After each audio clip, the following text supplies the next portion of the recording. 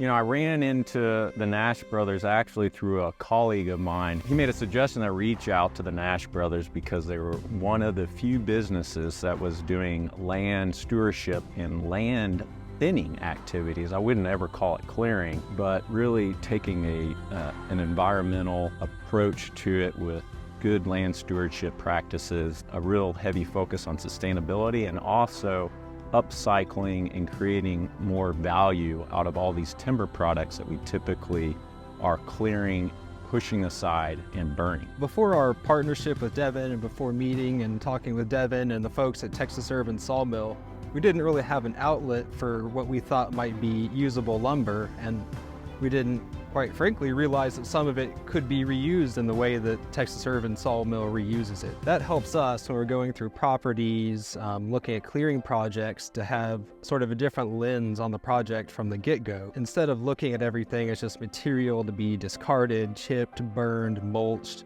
now we're looking at, well, this portion of it could be reused and harvested for various purposes. I mean, this is really a very powerful, exciting relationship because it's so synergistic. They're out on these properties doing all the things for proper land management, but you know, we didn't have an input into any of that. Prior to meeting the Nash brothers, we were working with just city arborists and community trees.